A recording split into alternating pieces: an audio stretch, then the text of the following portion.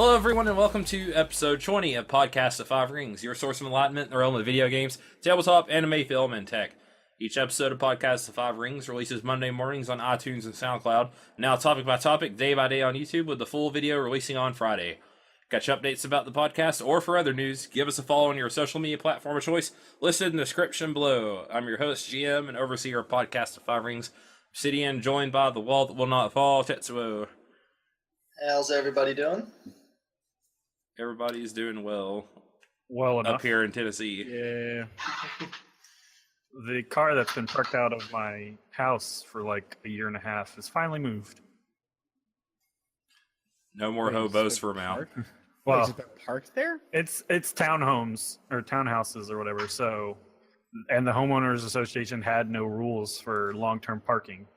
So you had a neat living next to you. Yeah, pretty much. There was no one in the car. Exactly, they're neat. Exactly, that's the point. Oh, yeah. They don't go outside. Well, no, I think it was just like an extra car that just sat there. I don't know. Well, now they're gone. You don't have to look at it anymore. Maybe it was actually FBI surveillance this whole time. Doubtful. There was a dirty bomb in the car for like months. The whole time. It moved to someone's driveway. So They it's just still were gonna. there. They had It's just put a sticker on it saying they were gonna tow it. Okay, so was it like on the side of the road or on a curb or something? Yeah. Okay, that makes sense. Yeah, that thing would have got stickered a long time ago up here. Yeah, we've been trying. Oh, so you've been actually calling about it. Yeah, well, my roommates has been interacting with the homeowners. They're just slow and didn't actually have any formal rules. We got the Dark Fortune Duelist meta. Yup. How's it going? Already asked that question. I don't want to ask that again. Good enough. Now The I'm- car that's been Generic- outside of my. I've read my card for generic intro. I'm done. Now I'm bad. It's been a crap day now that you've asked me that for the second time. He's broken through his defenses. I actually tore down his walls. Redundancy makes me frown. Tell me how you really feel, Obs. We'll get into some of that later. And we got the Resident Wildcard Mao back in last. Yo. He got hit by that blue shell. You're always first. The blue shell would hit you. Because I'm the one who has to do all the L5R topics. I feel like my I've done the last ones. I feel like That's Mal's why you got got a hit strong by the card. blue shell. You were put in the last. I mean, that is true. Oh. But at the same time, I feel like maybe the blue shell is, not aiming for the right person. Obs. Yeah. We can't I'm throw it out of not the cellar. super huge into Mario. What happens if first uses the blue shell? You cannot get it. It's You impossible. can't get it. Yep. Well, what if you have it and get into first? Well, I don't that's know, the actually. question. I don't think anyone's ever done that. Like the That blue never shell just happened. the You blue just shell just throw goes it. all 360 across the map and then just hits you behind. Yeah. I was kind of hoping. Instead of the big red button, it's a big blue button. Every time you see it, you just mash the crap out of that button to get rid of it. Oh. Oh my gosh. I'm going to do that next time I play Mario Kart. I'm just going to sit in 8th, wait till I get the blue shell, get into first, and see what happens. See what happens. Play it on I that think 50. I think what ends up happening is it actually just fires off and hits the person behind you. Huh. Because I don't think the blue shell can hit yourself, so it just targets like the person it considers being the first. That's not you. But Okay. don't quote me on I that. just want the game to glitch. It hits the person that's in first, but can't hit you. Error, Meta, error. 2017. It's called a priority system, guys. If you're in first but can't hit first player, then it chooses the next person in line. I just wanted to quote you after you said don't quote you. All right, let's get into some unicorn fiction here, which Tets is going to start us off with. So go ahead, Tets. Tell me about Yeah. the ponies. Pony Well- time. Ride that pony.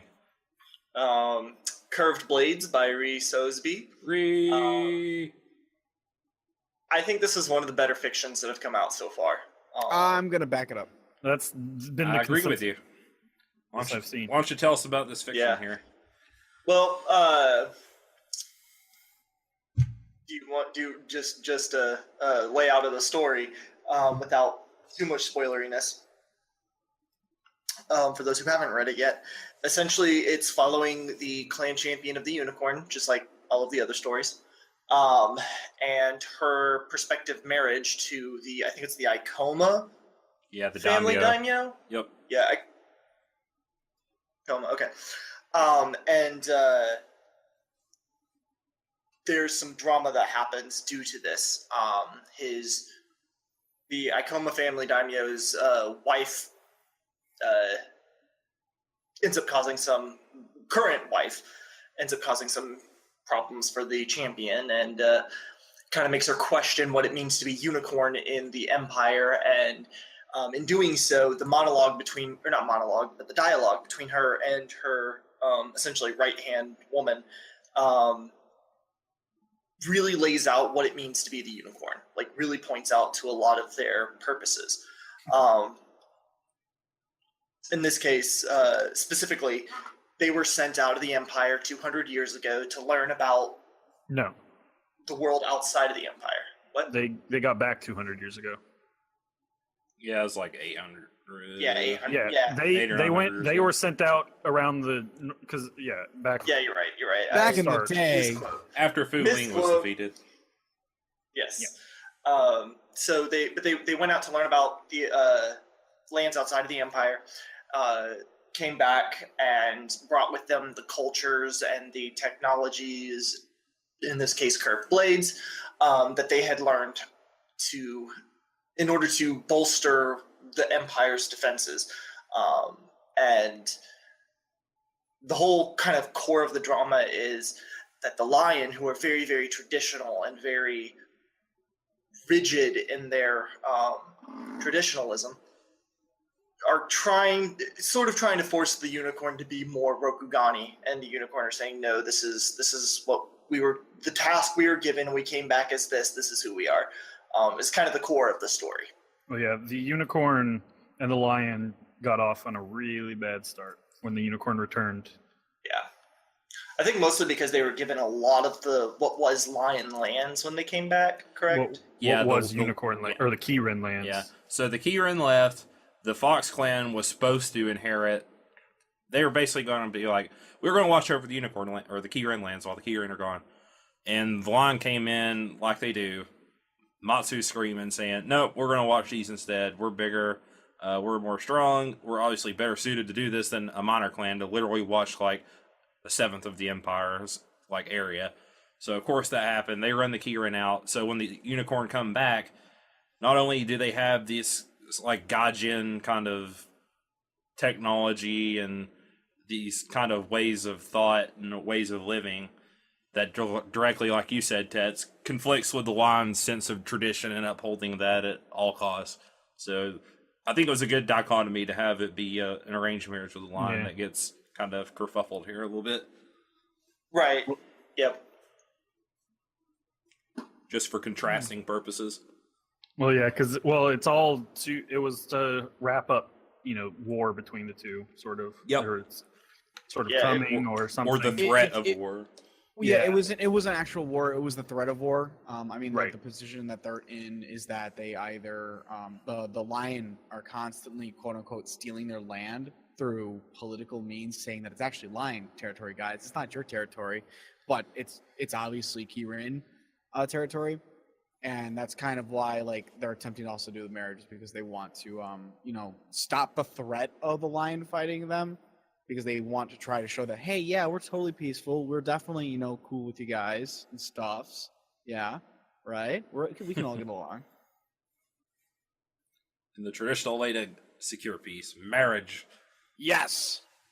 But, even if it means that you have it's to also be traditional way. first. It's another traditional way of making peace: beating your opponent. True. Which I think the Lion would be all too happy to do in this case. I'm gonna say, if I have to root for a side, though I love the Lion, I definitely want the Unicron to win. Yeah. We shall I see. like horses. I like the horses. Yeah, things don't go so well because as you find out, the Yakoma have a tradition that the unicorn didn't know about. Yeah. Yeah, a quote unquote tradition. I have my theories. We'll get into some. So I'm just going to say spoilers from here on out, and stuff might play out differently than it did in the old storyline, obviously, and I Right. kind of hope it does.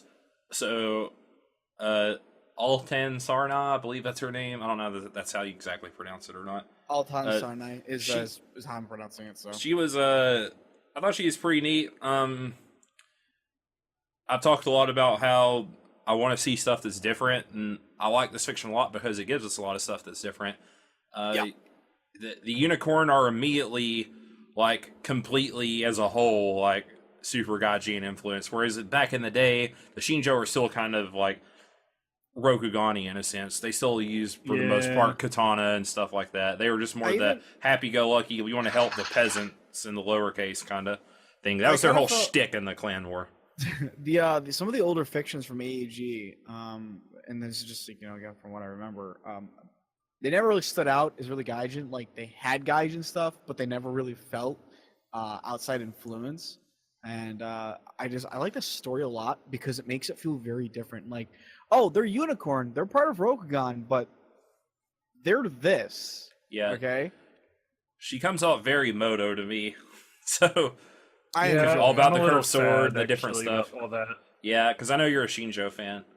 Yep. So, what I'm hoping happens, and she's obviously replacing Shinjo Yokatsu from the old game, who basically had no personality other than that he was secretly a Kolot. Dun dun dun. Yeah, so we're keeping the same children. So I hope that we just don't do the Kolot thing at all. Yeah. That the Shinjo stay in power and the Moto stay like one of the vassal banner families. Yep. I'm okay with that. Yeah, I'm okay with that. Because I like the Shinjo a lot. They're my favorite unicorn family. Even though Meta is a Kolot. I am a Kolot. You meant what Coca-Cola. What do the heavens do? guys? I'm What just do they saying. do? What do they do? Exactly. No, I agree. I like the Shinjo a lot. I think the only other family that I probably like more than Shinjo is Utaku, but that's because Utaku is just very distinct on what they Yeah. are to me. So, Yeah. So but I like Shinjo. where it could be bad, it is a bad turn if they are Kolot, because it makes me worried because she has her children that she has with Yuchi Dayu are all the same children that were of Yokatsu. So we have Shono and the one who marries Oushi. I can't remember his name for right now for some reason. Yasamura. And there was one other whose name, the female one, that I can't remember. So if she ends up being like a Kolot in the end, then it feels more just like change for change's sake, like Hotaru, which I hope they don't do. And the fiction's making me think it's not going to go that way. I agree with you. I really hope that these changes lead into something more than just change for the sake of change. I want it to be something different. I want it to be keeping akin to what the story was, like the major parts of it. But this is a chance to kind of look back at what were some of the bad things and to probably potentially rectify them, or at least try something different that might be better, as opposed to just rerunning the old script. Yeah, and it's fitting that they kind of do that with the unicorn, because that's one of the central themes of the fiction, is that they need to bring change to the empire and stuff. And I think it would be fitting that obviously this fiction is the one where we get the most change from the past. Yeah, Yeah. I think they said way back at the start, maybe the first live or something even, that they were going to go a lot more in on the Gaijin themes of the unicorn. I'm really glad for that. Yeah. Yeah. I want to actually add on something here because before we forget about it, but the distinction of change and the direction and the goal of what the Unicorn Clan is, by the way, is probably one of the most solid things I've seen for the clan. Yeah. I think it actually does even better of explaining really what their major goals are and what they do for the Empire, as compared to the RPG books and the like from the old from 4th edition. Yeah, and at this time they feel like they have a purpose too that's kind of driving the clan's goals forward. We want to kind of institute the change and like get rid of tradition that we feel holds the empire down. Exactly. So, Sounds a lot like Kolot. well, they don't want to overthrow the emperor and replace him with You someone don't know descended from yet. mortals. Of course, Of course, that's true. We don't know yet, But but they haven't made that decision yet. they haven't made a So- decision. But But I agree. But I get what you're saying. It's like I really like the fact that there is a very clear goal to what they are. It's not just go outside the Empire, find out some cool stuff, bring it back, and maybe we'll do it. The Corner like we were sent out here so that the Empire could face enemies from not only inside but outside and be ready for them. That is what our job was, and now we need to implement that. Yeah, I mean, we'll see how much. I guess. I mean. Yeah. They say that's their goal, but they've been there for 200 years and haven't really acted upon it more than they already are, right? So we've got a lot of Zuko's across the map there. well, I guess now is the time to do it when the game starts. When the game starts. Because the story says so. Shh, Mal, you're ruining my continuity. Yes, that would make complete sense, Mal, but sadly, I think I think that might they're just they're just gonna be like, well, we're starting the story here, so I guess this is when it's gonna start happening. They really wanted to hammer the theme of compassion too, with the the unicorn valuing that the most, leading to some nice samurai drama. Yeah, I actually like that. This is, by the way, this was what we taught when I was talking about the Shurido, when I brought that up when we talked about things we didn't like, and I was talking about how I didn't like Shurido. This is exactly what I was talking about. This was fantastic samurai drama because it was the difference of love and duty, compassion, and what is expected from traditions. That's the conflict of going between like why Bushido is so tough. And I love that it feels it was really well represented here. Yep, they did a great job with it. I like that Altan Sarnad isn't even married to Dayu. She just has children with him, and no one thinks twice about it among the unicorn. Well, they said it's because it can be complicated to have two daimyos or whatever married. Yeah, which I mean has happened before. So I found that part kind of like a little bit head scratching because you basically just give up your family, and the next salon will assume the daimyoship. That's what this whole thing was also about. So yeah, exactly. So I think it's more complicated when it is different clans. Because, like we saw at the end of the storyline with Nalish and the Miramoto, oh my god, I can't remember his name. The Miramoto daimyo. Shike. Shike, that's it. With Nalish and Shike, where basically, like, a war almost started because of that, because neither wanted to leave their clan behind. So, it was it almost feels like it should be more easy to do interclan, but I don't know. You don't make the rules, man. Yeah, I don't make the rules. Also, like Kamiko in this fiction a lot because if you know anything about her character from the old game, then you can understand why she wants to fight the line so bad, and would push her champion. Her mother, who in the RPG she had true love for, was murdered by a lion general named Matsuaga Toki, and she wants revenge against him. Vengeance. And she basically, like, in the old story, defied the clan a lot to basically go chase him around the Empire and try to kill him. So you're telling me that she kind of got, like, the Batman treatment? A little bit. Because, I mean, that sounds like the Batman treatment. Harutoki, where are you? I'm nowhere to Tommy pads. Yeah, exactly. What makes you different from me, Kamiko? What makes you think you can come out here and do this? I don't wear a comma. Oh my gosh. But yeah, so I liked that it was a nice little Easter egg to people who knew about Kamiko because you go, I know why she's doing this. Why does she care so much? Like, about like her champion being married off to a lion. Well, she has a good reason if this stays the same. So I don't know. It was just really good. The lion sure seemed to be in the thick of things with a few clans now. I'm betting. Yeah. I think there's two sides involved with this. I bet the Scorpion might be the one who arranged this marriage. Yeah, I've seen that theory. And maybe the Crane are the ones who want it to be broken apart because if a war starts between the lion and the unicorn, then obviously the lion aren't going to be super concerned with Toshirondo. Right. Well, yeah, because the Scorpion and the Crane are kind of allies with the unicorn. Because the Crane are the ones who had to help them get back into the Empire through the old contracts or whatever. And the Scorpion view them as like an easy ally to manipulate since they don't know the ways of Rokugan. Yeah, that's pretty much it. So that whole thing about the Akoma tradition could have been a lie the Scorpion made up. We never know. Nope. Have no clue. Well, the tradition was just that the female takes the male's name. Exactly. That was the tradition they were talking about. Yeah. Yep. They could have made it up, maybe. Although I like it's kind of weird The though. Empire, Because, besides with the Moshi and the Utaku, I think for the most part that's just baseline for Rokugan. oh, yeah, I was gonna say like, isn't that the normal though? When you're marrying into the new family, you take the family name. That's how it was presented. Yeah, I think it's usually whoever has the higher status. Yeah. Yep. Yeah, it's whoever has the highest status. But when you It's marry almost, into it, you as take far that as I family know. name. Yeah, but as far as I know, it's never a always thing, except Matsu.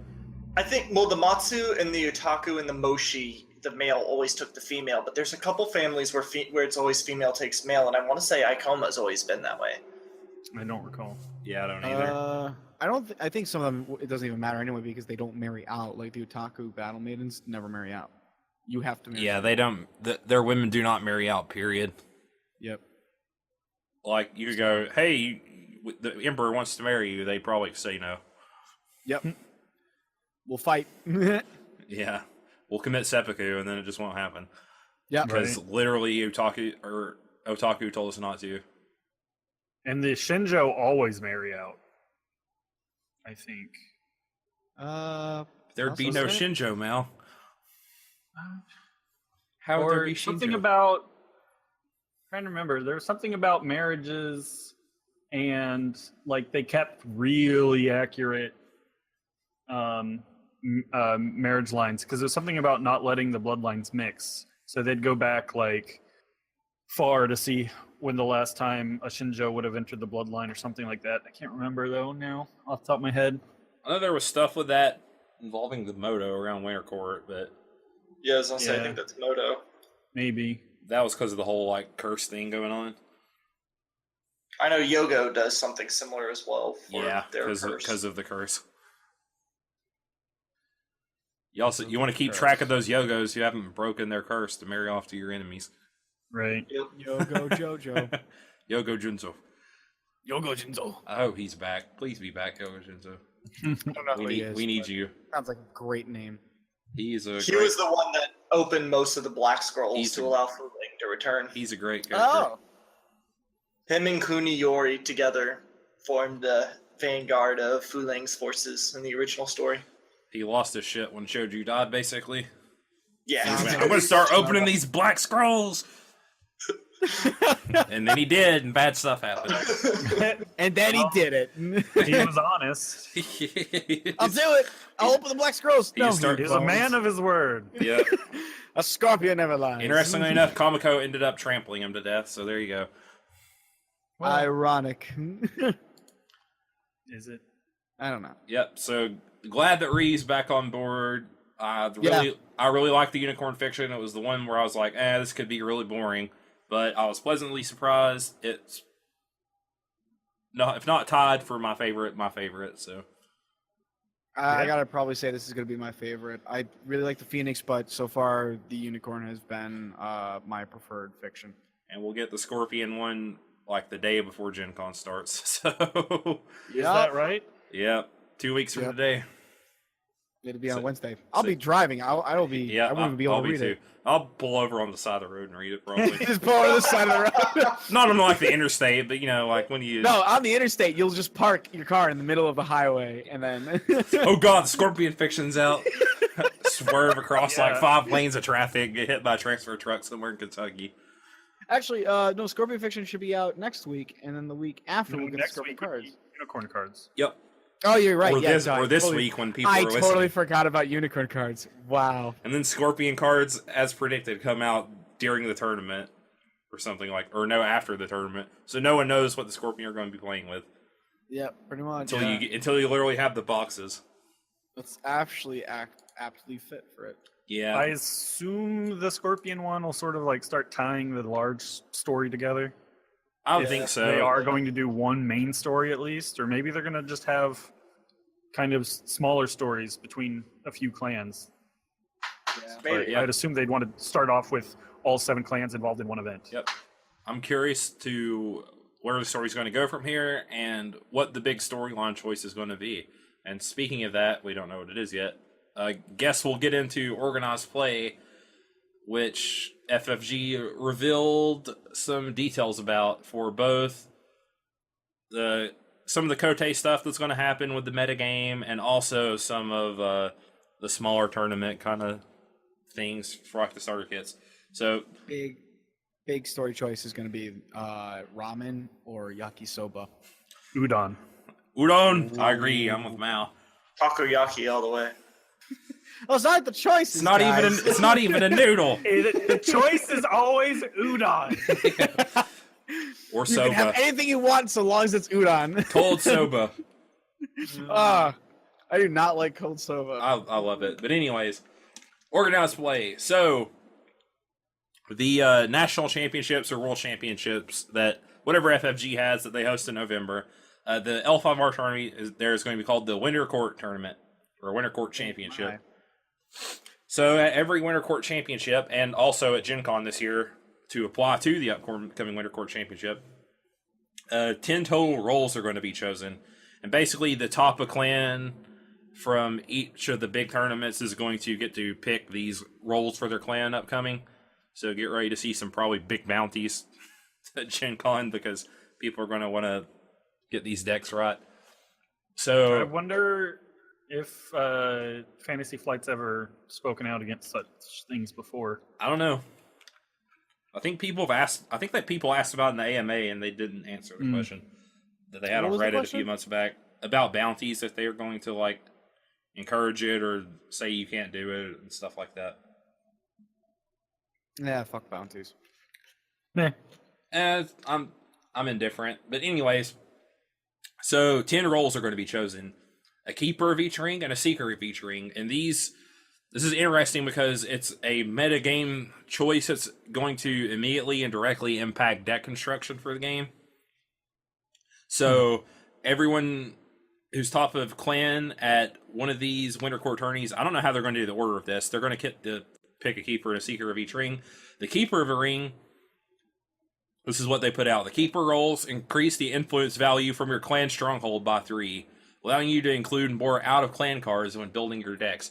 So say if a Crane wins and he picks Keeper of Void or something, then all Crane, when you construct your deck, you're going to have 3 more influence. During the game, after you win a challenge using the Ring of the Rolls element as the defender, you gain 1 fate. So if you defend at one of your Void Ring provinces, and you're a Crane and you have the Keeper, then you get an extra fate.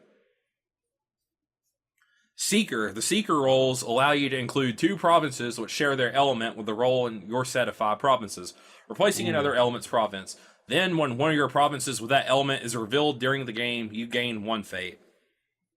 So a little bit more economy acceleration here. I'm unsure how it's going to work, really. I want to say this seems like it's going to be busted for certain clans. It's going to be kind of like the rich get richer, but it's hard to really tell before we actually dive right into the metagame. And how often will these change? Once a year after this Winter Court tournament in November. We're going to establish kind of preliminary ones at Gen Con that will apply at the Winter Court tournament, and then they will change at this year's Winter Court tournament and last for the whole year till the next Winter Court tournament, which is every November at FFG headquarters in Minnesota. And one clan can have multiple of these? Yep, there's 10 of them, 7 clans.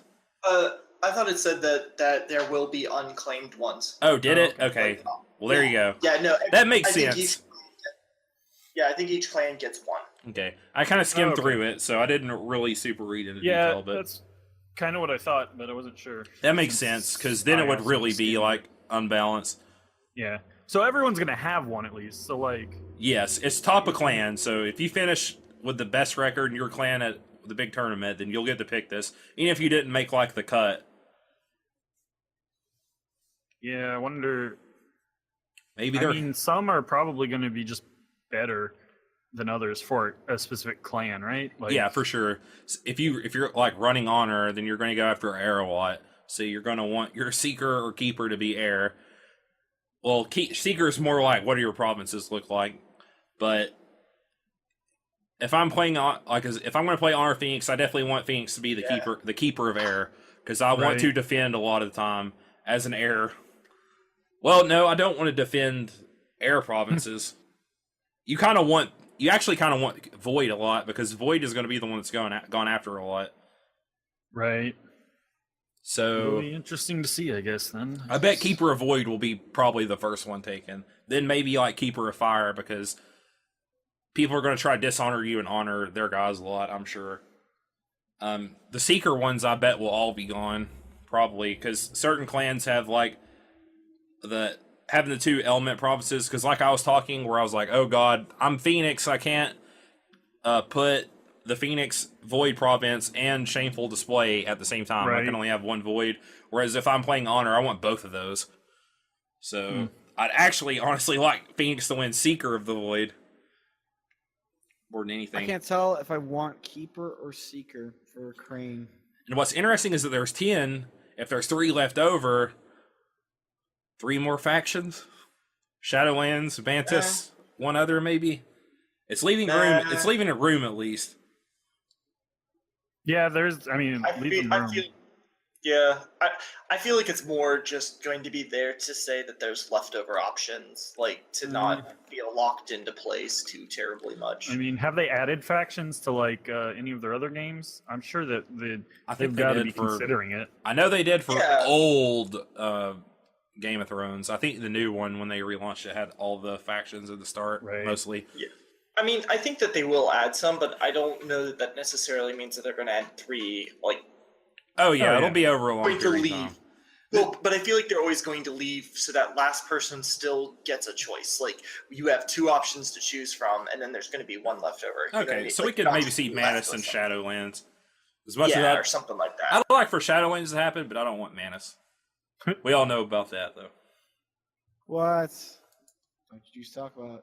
He's a dirty pirate hater. Yeah. He's a dirty pirate hater. Watch, they'll end up be like, your stronghold starts with 8 fate, and you get to just draw cards for free because we're the Mass Clan. Fuck you. I hope that's true now. That's what they always... I hope that's true now, too. That's been what they do. And we just kill some of that salt. And we range attack all your guys. We get accelerated fate, and we just remove fate from your guys. How about that? Let me just make some fries real fast so I can put this freshly... salt me up. Yeah, I just gotta salt my fries. All right, so that's the Keeper and Seeker stuff. We get launch kits. Stores have to pre-order these by the 23rd, I believe. You get some cool stuff if you go to a launch event. Like, you have a chance to get full bleed clan champion cards, and everybody gets like a custom favor token. Some neat stuff. Like, I think there's like pins and stickers and the general stuff. Jeez, I love me some full art promos on anything. I want those so badly. I think if you go to a launch event, and I think one person from every clan, there's a random drawing for one of them. I mean, obviously, some people probably aren't going to follow the rules, but this is what FFG said. I've only skimmed it, but the full art holdings look so nice. I think those are the Gencon ones, sadly. That's got me so upset. If you win, I think 3 games at Gencon, then you get a plastic stronghold. I think it's a plastic art. It's not foil, but they said like glossy, I think, stronghold. Yeah, the Scorpion one looks pretty cool, actually. That was the artwork from the last box from the Scorpion, I think. Or at least the second player side. That pony province with 0 province strength. That's got to do something. But anyways, so yeah, that's basically it on the launch kits. It makes me think that the game will probably launch in like late September, early October. Just to give, if stores have to order by the 23rd, it makes sense that they're going to turn all this around in like a month, I think. Unrelated note, we can see that the Scorpions start with 10 honor. Yes. Oh, wow. Keeping those values real close. Yeah. Very close. Okay, then we have this whole Hall of Honor thing they're doing. So basically, players of the game will become Hatamoto. This is almost like a way to go, pat yourself on the back. You 5-0'd a Swiss round kind of thing. So to become Hatamoto, you have to go 5-0 during a Swiss at Gencon in London upcoming. Then I think, like at Kote's, if you go 5-0 during Swiss, then you'll be promoted to Hatamoto as well. Hatamoto's basically, if you care about being a Hatamoto and keeping your status, this like honored, glorious status throughout the L5R community, you have to play your clan at every Kote, the clan that you Hatamoto'd with, or you'll lose your Hatamoto status. Oh. Hatamoto wins and losses also contribute to the metagame standings, which they said so far as the Emperor's Favor is like the big storyline event for every year, getting the Emperor's Favor or whatever that's going to mean. So their wins and losses will directly contribute to that. So if you care about the story, you care about being clan loyal and playing your clan over and over again, you're good at it, you can directly benefit your clan in the storyline by playing them over and over again and contributing to those metagame standings. I think we were talking about someone trying to like make the 7, for lack of a better term, where it's like Hatamoto with every clan at least once. which is funny. Unlocked. And someone's gonna I'm gonna watch Case like do it. I think that guy's like either won a Kote or top 8'd a world championships with every clan at least one time. Oh wow. He's the one who saved my waifu back in the old game when they had to save the story, save the personality meta game. Yeah. What's her face? The Matsu? Yeah, Shizuki. Yeah. So basically, if you become a Hatamoto, as long as you don't lose by playing another clan at a Kote, you retain your Hatamoto status for 2 Winter Court Championships, so basically 2 years. Mm. You get a nice little pin, you get a play mat, and you get a seat at a reserve seat at the Winter Court Championships. I think theirs are like first come, first serve. There's no like qualifiers or anything, I don't think. If you qualify, basically you get a reserve seat. Otherwise, it's first come, first serve, just like a Gen Con tournament would be. Mm. If you already a Hatamoto and you already have the pin and play mat, you Hatamoto again, you get a little token box, like a little wooden Toko box for becoming a Hatamoto again. At every Kote, you're introduced by your name. You get to lead the Bonsai chant, and you get a cool little gathering point for all the other Hatamoto, where you guys can just sit there and be cool with each other, I guess. People are very like iffy on the Bonsai chant. They either love it or hate it. Right. From my experience, a lot of people think it's lame. And then if you beat a Hatamoto in Swiss, you get a pin that says, "Hey, I beat this Hatamoto." And Hatamotos, I think at every Kote, they get like just one pin in general, where they can like use it to make people do like, you go, who wants this pin? You have to like beat a dragon guy or something like that, and then you can like give them the pin and stuff. So that's basically like the big information I saw. I could have missed some things, but again, work was busy and I was trying to take notes on it while doing other stuff. So that's like the big things that I've gleaned. So not like really a lot. The Keeper and Seeker stuff is interesting. I think that's like the biggest thing. Also at Gen Con, if you got into any of the events, you get like a really cool looking box. It's a special box with alternate art and stuff on the front of it, and you get like different tokens and stuff in the box too. You also get full art way of the cards for each clan and others, among other stuff. So neat stuff. Good for you if you got in. You're getting some really cool swag that you'll probably be able to sell on eBay for a lot more. Alongside your scalper buddies. Scalpers. But I'm surprised that we got this much about what's going to happen after the kind of early before the Winter Court Championship stuff. I thought, like, more than anything, we're going to get like what the storyline thing was going to be, and they haven't told us that yet. So They might just wait until Gen Con. Yeah, I was gonna say, I feel like they're playing that one close to the chest. Probably. They're probably going to reveal it at the Kiku Matsuri tournament. Little They might want parade the, thing like, or whatever. to finish setting the story too. Yeah. True. But I think think a good guess was the Emerald Magistrate. Or the Emerald Champion. Or, yeah, not yet. Yeah, I bet that's what it'll be. It makes sense. So, that's it for me. Meta, Nice. what is your topic? All right, so it's not going to be about samurais again. I'm going to keep up this 2 trend of weeks mine in a for bit. row? I know it's a little bit insane. Sudoku. I actually have to play. If it makes you feel any better, I have to play the new Neo DLC. I haven't actually gotten to it yet, but I will play it, and I will probably talk about it in a very, very short segment. Someday. And that's what it is. But no, my topic is about a little bit of something that I feel like we need to have a talk about. I didn't do it. Yes, you did. Yep. How did you find out? It wasn't me, I Mom, knew I it. swear. Don't whip me again. We need to have a talk. Okay. That's code sign for I'm in trouble. Yep. No, I actually want to talk about DRMs and digital distribution platforms in general. Obviously the most famous one we know about is Steam. It's most famous for just being this huge conglomeration of it. But I gotta ask your guys' opinions on this. Do you actually like them all that much? Do you feel neutral to them? Like there's ups and downs, or do you not really like them? Because for me, I'm not always that fond of them. You see a number of them come and go. There's been a number that have gone over the years. You've got This includes like the humble bundles and stuff like that. Yeah, stuff like that. Well, that stuff's usually DRM free. Yeah, that's true. But some of it's, sometimes either DRM free or not. But all the same, it's a platform that distributes your digital content upon.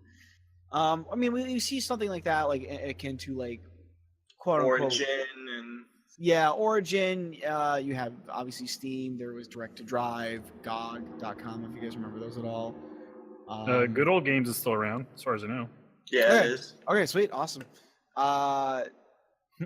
You've got so Steam definitely has sort of a monopoly, and people have definitely become pretty complacent with it. Yeah. DRM and then digital distribution things are like two separate things. Steam is a form of DRM or whatever. Basically. Well, they sometimes you get the packaged in them. It's more just talking about them because Origin is famous for that, for being both DRM and digital distribution. Yeah, but you can't play a Steam game without Steam, so it is a form of Yep.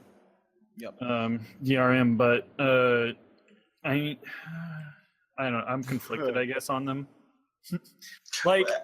When it comes to an individual company putting DRM in their own game, I understand why they would want to, obviously, and I don't think you can, or I can't say, I'm not going to say that they're not allowed to try and protect their IPs and whatnot, basically. Yes, but you usually, definitely say that. I'm not going to fault them for trying to, personally. But usually, it's done in an intrusive way that is annoying to deal with. Yeah, I would agree with that statement. Give me an example of how people have been intrusive, because I haven't actually, the whole DRM side I haven't looked into a lot. Needing to download Uplay or something. Or I don't know, full online connectivity is always online. Always online. So the Diablo 3 stuff, basically. I know that was a big, I think people talked about having to play Diablo online back in the day when Diablo 3 came out. But obviously, SimCity was also a big one. Yep, SimCity. Yeah. Okay, I know what you're talking about. Yeah. Yeah. Despite, SimCity had essentially baked in a multiplayer that you had to be connected because you were forced to have that multiplayer aspect, regardless if you wanted it or not. But it is also a form of DRM. Oh yeah. No, absolutely. And then they also did it with the Xbox One originally. They were going to have it always on. There was that was huge controversy. Is when a game is a single player game, it's meant to be just you playing through a story. I should not have to be online in order to enjoy that, and that's when it starts becoming a problem. I think Definitely. really, I think more it becomes a problem is that when it starts to restrict what you can do with the content that you've quote unquote bought for it. Obviously, DRM is there to protect a company, a developer, and the stuff that they put in there because that is the product that they put blood, sweat, and a lot of money into. Right. So there's obviously they want to protect it, but you get stuff like where it's always online, or you can't share it, or you can only lend it out to so many people, or you have to go through these extra processes or steps. Those kind of things is when it starts to become problematic. When something that doesn't need to be that way and ultimately doesn't benefit to the protection of the software anyway. On the other side of it, the reason they keep going to more drastic steps is because people keep breaking what they have, right? Things are still pirated. Well, yeah, it's always, but you're always gonna have an arms race. Sure. There's nothing you can do about that. But there's definitely good ways to go about finding better ways to protect your content and bad ways about trying to, protect your content. I'm sure, but who's to say what those are? Well, I feel don't like know. the player base has a very good weight on that. Player base, I'll say this much. The always online from the Xbox One, the inability to share certain content unless that person, you only had a limited amount of shares you could do with somebody else. If you're breaking that tech and making illegal copies of it, that's not going to do anything to stop you.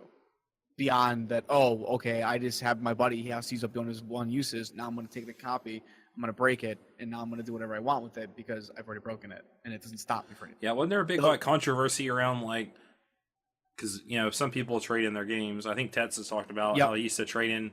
He basically trades in games when he knows he isn't going to play them anymore. Yep. So people trading in games, and it was going to prevent people from being able to pick up that game because the game might have already been used too many times, and then therefore it's a dead game. Yep. It's a break. Everyone that would have killed GameStop if everyone had went to that mall. Right.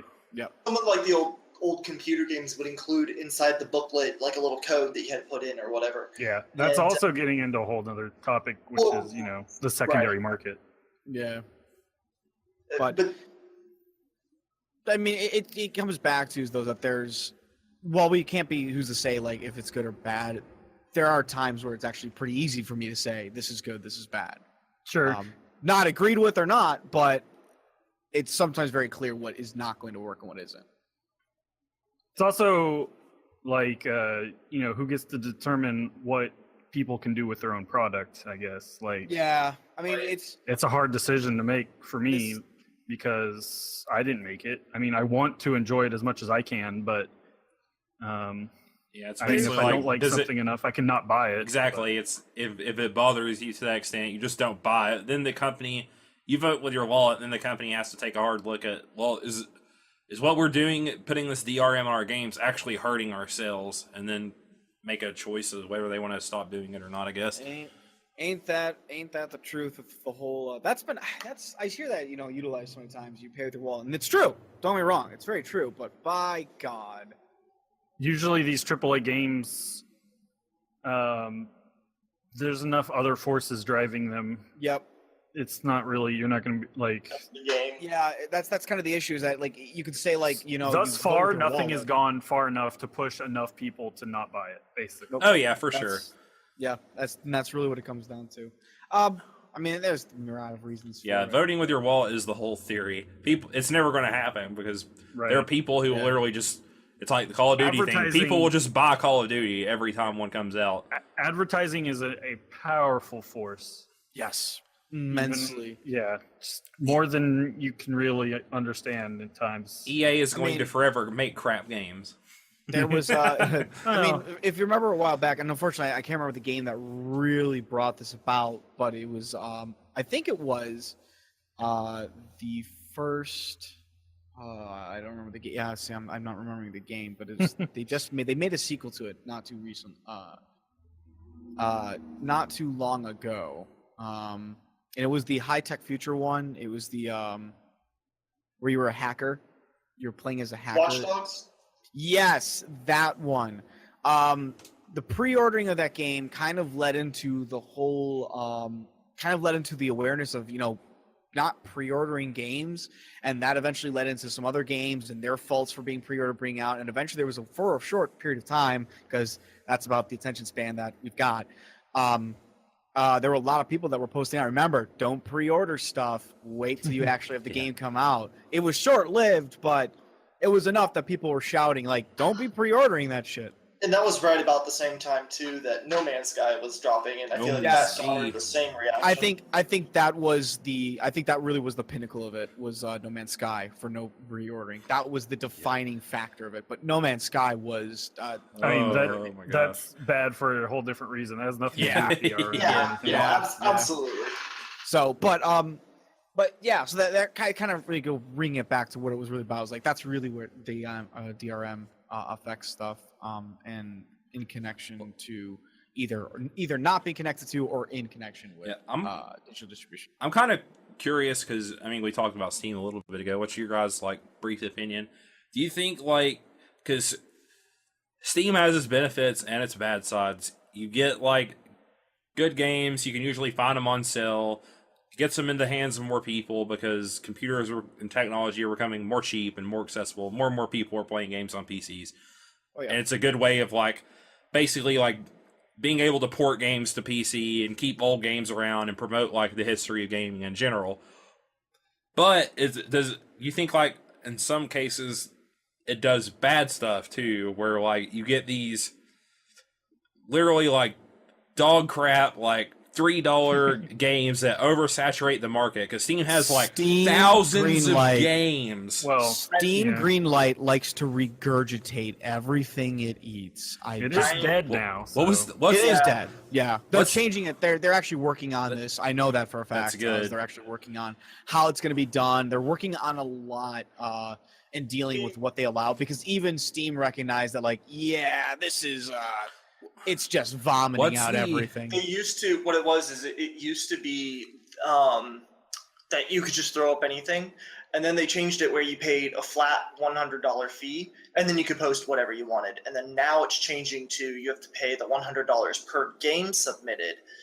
But once you make, I think it's $1,000 in sales, you get the $100 back. They're also putting up a system where people's input on what a game is and isn't should be, because I don't know if you've ever heard of this.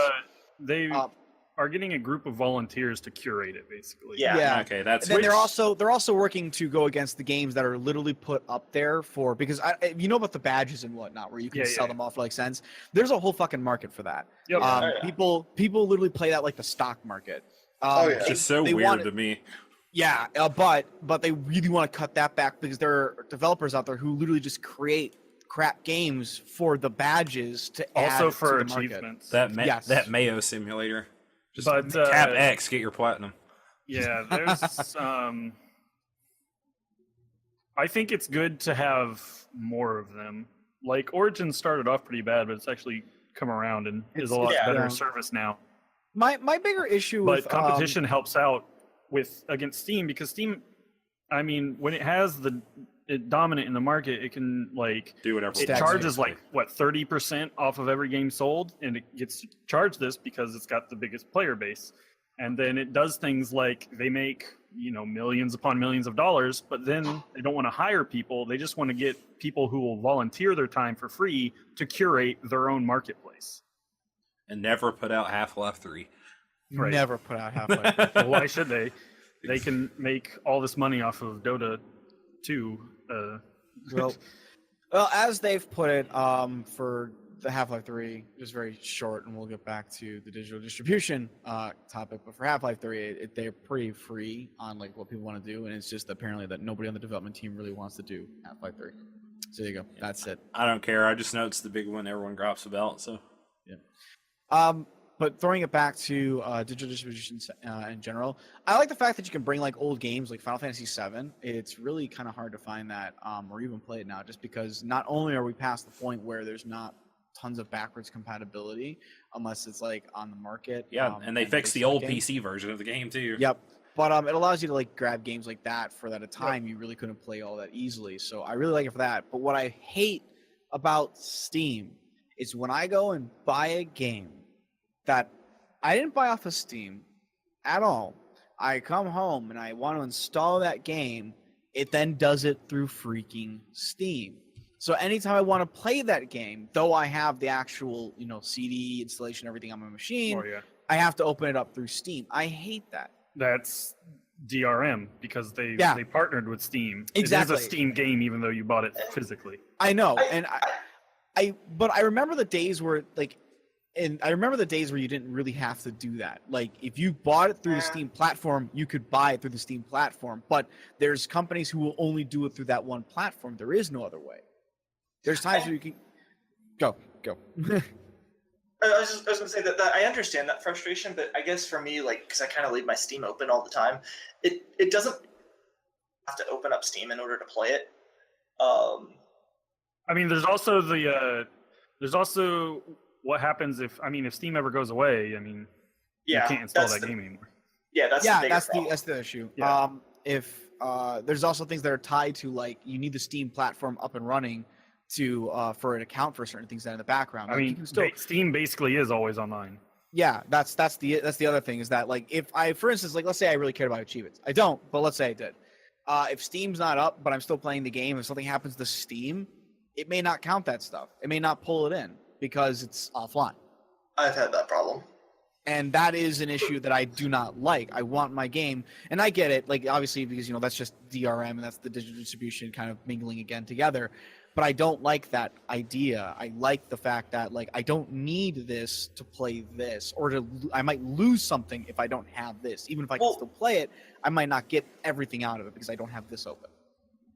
To be fair, though, when it comes to achievements and trophies and stuff like that, it's always tied to that. Trophies are tied to PlayStation Network, not to the game itself. Achievements are tied to Xbox Live, not to the game itself. So. You can still get them offline, though. Yeah, and that's kind of the point. It's even if you got them offline. But on Steam, if you're in offline mode, it will save it, and then the next time you connect online, it uploads it to the server. Which is nice. Which is by the way, my gripe is a small one. Yeah. It's a quality of life thing more than anything else in my eyes. But you're absolutely right. If you play an offline mode, it'll just save it and then upload it later on, and you're fine, and it's great and it's awesome. But those are still small things that I don't care for and I don't like. And maybe I'm being the grandpa here, but that is something that does bother me. I don't know. I remember a time when you kids and your newfangled technology. I just remember a time where I bought a game and I had choices. I could either get it through Steam or I could buy it physically, and I didn't need Steam. Amnesia did that, and they were a freaking tiny company.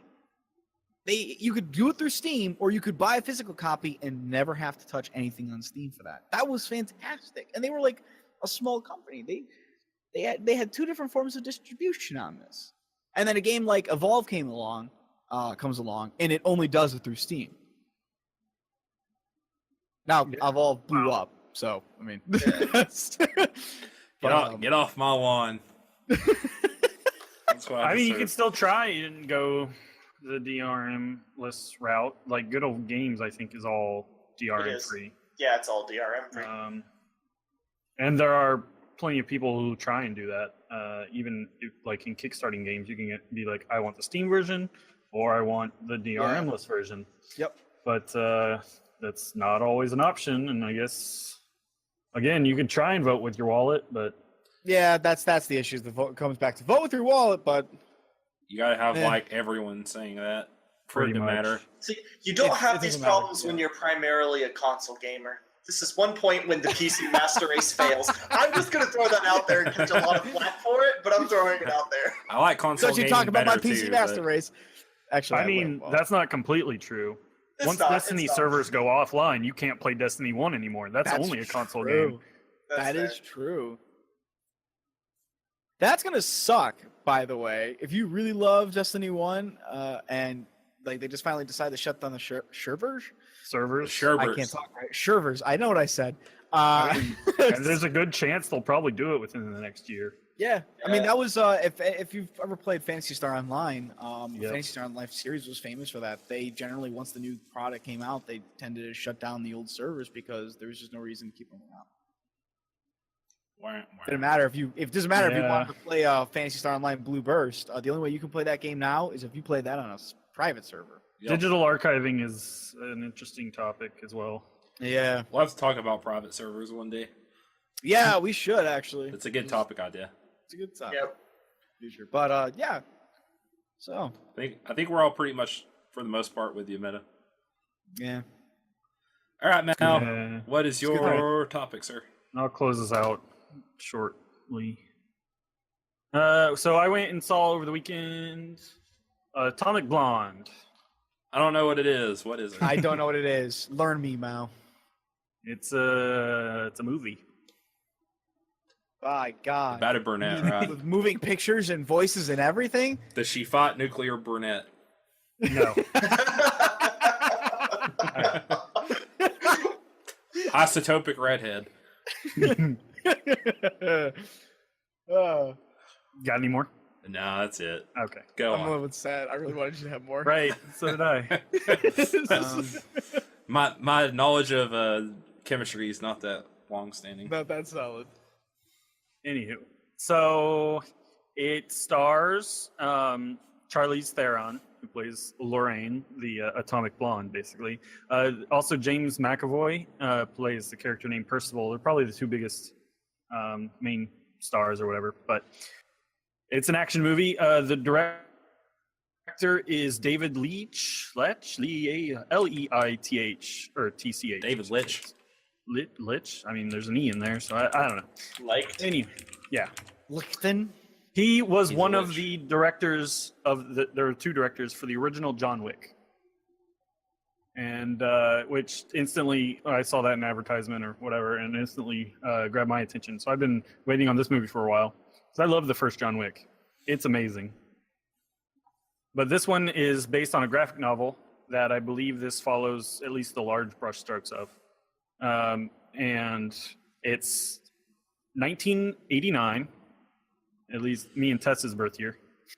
I'm the it's oldest. in Germany. The week leading up to the fall of the wall separating East and West Germany. Shadowlands and Rokugan. Oh man. Can't always come back to Rokugan, obviously. I'm sorry.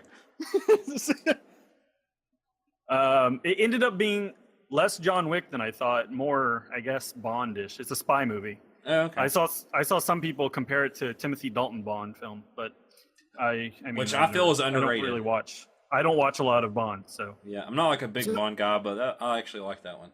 So let I me like ask you Timothy this, Dalton Mao. and Chuck. Let me ask you Um, this: were you pleasantly surprised by what you thought was going to be something, or were you kind of like, eh? That didn't bother me one way or another. Okay. I'm pretty easygoing. I figured. The movie is really cool. The story is probably the weakest part. It's a very simple spy movie story. She's been tasked with retrieving a list containing all the known intelligence operatives, and if the Russians get it, it could extend the Cold War for decades. And this happened in Berlin, so she's sent to Berlin and has to track it down with the help of Percival, who's gone native, as they put it. He's been like under deep cover for quite a while. I love the movie, but they got a little probably too cute or clever with the ending, which kind of left on a note. But the action scenes, especially, there's one in particular that, I mean, some people are like, that one scene was worth the whole movie, which turns out, so the director, both directors from John Wick and this one, they both started out as stuntmen, and stuntmen can do a good, they're pretty good at choreography for action scenes, apparently. Who knew? Right. Only been doing it their whole life, right? Yeah. It's just what they're trained to do, but hey. Yeah, there's like, his style is like no quick cuts or shaky cam. Like, Thank God. yeah, it's so good. That feels like it's becoming such a hard thing to find in movies now. Right. That I almost sometimes when I see a movie will grade it just based alone on its action scenes, how much the camera actually stays still and lets you see what's going on. Yeah, there's some clever editing, but there's one shot that's like 7 minutes of just fighting with no cuts. Oh, that's Nice. beautiful. Yeah. That's wonderful. The 80s theme's great. I love 80s period, like pretty much everything 80s. I like the look. I love the music. And this soundtrack was killer. Who did the soundtrack? Well, just the songs they use from the 80s. I mean, So they actually did. Oh, yeah. Okay. Apparently, so someone who watched the first cut of the film before everything was happening put it at like 3 million for the music rights alone, and they didn't have that in their budget, but somehow they got, I guess, a lot of it. Because it's got, it's got 99 Luft Balloons by Oh, nice. Nena. Yeah, if it's because it's in Germany. Yeah, There's the it's German Major Tom. I cannot remember, Peter something, I think. Flock of Seagulls, Iran, some Queen, Depeche Mode, Duran Duran, The Clash. I love the music in the movie. It was so great. But yeah, they weren't as, for a spy movie, they could have probably afforded to go with some more subtlety. Like sometimes you just have a character say something that like you could probably infer a little better or something, you know. Her style is very obvious with she's got, you know, the like super white hair, loves wearing lots of white, drinks vodka with on the rocks, very cold personality. They even in the first scene it shows her getting out of her white tub in a white bathroom with ice water. I think it's yeah, that's some really heavy metaphor personality stuff. Yeah, it's a little bit. I But- like to be as cold as my bathtub. Yeah. It's a cold But woman. what the reason, like when she stands up, you can just see bruises everywhere because John Wick is like a legendary assassin, lots of gun fu. This was, I would say, more brutal. It's lots of hitting things, So a bit more grounded. Yeah, it's and she's not a superpowered assassin, so she takes some punches and it feels kind of like more real, I guess, in that and she never does any Black Widow takedowns. Like if some guy has 100 pounds on her, she grabs something around her to help her beat the crap out of the guy. Yeah. Yeah, Furniture or a hot plate. like something in real life because Right. in real life, if somebody's got 100 pounds on you, whew, that's a huge difference. And she takes a lot of hits, and they show her there's just bruises everywhere on her body. Oh man, you're making me want to go see this movie. This sounds really good. Yeah, I was super happy with the movie. Like I said, the story kind of left me a little disappointed. I think there's probably some early screenings months ago. It's had a 7.2 on IMDb for months now, and after its release, it's maintained that exact score, and I think that's a pretty fair score. Yeah, it's apparently out of 9,700 different people at the current moment. Yeah. I've said before, but I have a policy of not seeing anything under 7 on IMDb, just to crowdsource what I go see in theaters. And I've always been pretty happy with that. And but neither here nor there. This director has been involved with a lot of different stuff.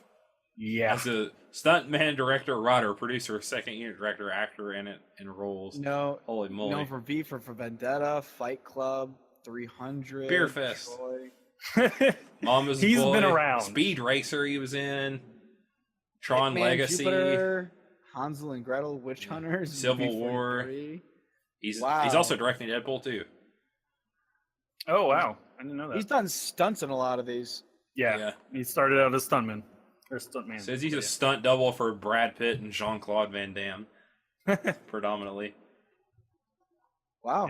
Yeah. You're absolutely right. He's helping direct Deadpool Yeah, too. so you can tell he has a love for action movies at the least, since he's been involved with so many since 1997. He was in Orgasmo, holy moly, Freaking and Basketball. Seventh Heaven. He was a stunt coordinator. Sherman Oaks, the TV series, 1995. He was a part of. He was a stunt actor. He's in Fight Jeez. Club. He was Brad Pitt's stunt double. Yep. Wow. He's in a lot. Yeah, And he's even acted in movies. So. Yep. Or maybe not movies, but definitely different things. Oh, he's done voice acting too. He was Terry Bogard for King of Fighters. The hell? Huh. Did I not guess expect he knows that. how to punch people. I guess Or he's sound really like good he's at- punching Yeah. people. Oh, he was in Power Rangers Lightspeed Rescue. He was Brian in the episode Up to the Challenge, apparently. Well, there you go. I'm glad I know that now. There you go. He was also Walker, Texas Ranger. This guy's been all over the place. What the hell? Dude, he's in Walker, Texas Ranger. Yeah. Holy moly. Good God. Well, Yeah, so I'm looking forward to like what he'll keep going with. Yeah. yeah, he's His in, action scenes, if nothing, are definitely something else. yeah, he's a very nascent director. But I'm actually kind of really excited then that he's kind of directing on Deadpool 2 because I mean these are some. Yeah. Has anyone seen John Wick? I actually have not seen John. Yes, I would I've seen definitely it. recommend that. you have to see John Wick. I haven't he seen the was- second one yet. It's not as good, and it's not this guy, but the other of the pair did John Wick. Okay. So the two of them together really made something special. yeah, It's on just another level, but I really enjoyed this one too. Man, he That's- did a lot of stunt work stuff. yeah, it's probably something I'm going to check out eventually. I'll use an Anchorman too. Yeah, Wow. this is just a long list. Time to get off Yeah. that. Yep. Fall into that hole. It's like I'm reading That's- TV tropes. You know all about that, don't you, Mal? Oh yeah. You know about that TV tropes. Yep, I've spent many hours in there. Once you fall into that hole, you ain't crawling out anytime You will soon. never, ever, ever come back. From that website specifically for that reason. Actually, you know what? I've been to TV tropes a number of times. I have never fallen in. I actually get too bored trying to read up on all the tropes. Like I'm just like, ugh, this. I always click on one and go, I think this guy's this or this is that. I have to look and see. We're going to make TV tropes with some topic one time. I have lots to say about that, but Well, you've said it. Now Yeah, you I know. got to check Now, out Te- Gun around. now Yeah. that the topic's gone. no, you just ruined. make promises you can't keep. You know how it goes. All right. Yeah, that goes. That's all right. One of these days, Tetsuo is going to fall into TV tropes and he's going to watch Shokugeki no Soma. He's going to want to cook. He's going to want to cook all the things. Nope. You're going to watch it one day. I swear. So I'll this read. Atomic Blonde, would you definitely recommend it to us? Definitely. Even if you're not going to go see it in theaters, I think it's definitely something to check out just for the action scenes. And if, I mean, you like the 80s, you get to see some nice stuff too. Yeah, I'll like watch it after it comes out. I'm sure. I didn't even know the guy who did John Wick was involved. So there you go. You got me wanting to see it. Oh, just by just saying that. I gotta admit, man, like you made me want to see this movie. This sounds really bloody good. You need to watch John Wick too, though, Meta. So Yeah, I'll have to watch. That Also. definitely. Also, Because there is a 2, but you should watch John Wick, the first one. oh, there's 2 of them. yeah, the last one. The second one's not as good. It's still good. Don't get me wrong. But the first is just on a different level. I haven't seen either. So. Oh my gosh, you guys. But then again, my list of things I've not seen is way too large. I'm kind of with Tets on this. I'm not usually a huge movie fan. I'll generally see like one movie every 3-4 months. I watch a lot in theaters, but my list of things I should have seen is quite large. If you go back before, I would have been able to watch things in theaters, like the original Star Wars. Yeah. You never seen those? Nah. Okay. I got Star Wars fatigue, so Right. that's the first promised topic that we were going to talk about one day. We'll probably get to it this winter when Episode 8 comes out. Mal and I haven't talked It's even the about new it. Star Wars, though, and I haven't love even Old Republic. seen the But Rogue anyway. One yet. We should wrap this Yeah, up. yeah. We're just gonna ramble. We're rambling. We're rambling now. We're just New topic, Star Wars. go. This has been episode 20 of Podcast of Five Rings, your source of enlightenment in the realm of video games, tabletop, anime, film, and tech. Each episode of Podcast of Five Rings releases Monday mornings on iTunes and SoundCloud. And now talk by topic day by day on YouTube with the full video releasing on Fridays. Check us out on social media. You know them by now. They're in the description below. Be sure to check out Meta when he's streaming at twitch.tv/PSOFlow. Woo. We're going to get out of here before we start getting back on TV tropes and Star Wars. And then you get lost, we get lost. We're all just lost. It's all a mess. It's the whole mess. Everything is cattywampus. I remembered. I came back with it. You did. I was Cattywampus 2, back with the vengeance. Electric Boogaloo. Episode 9. Bye. Goodbye. Later. Bye.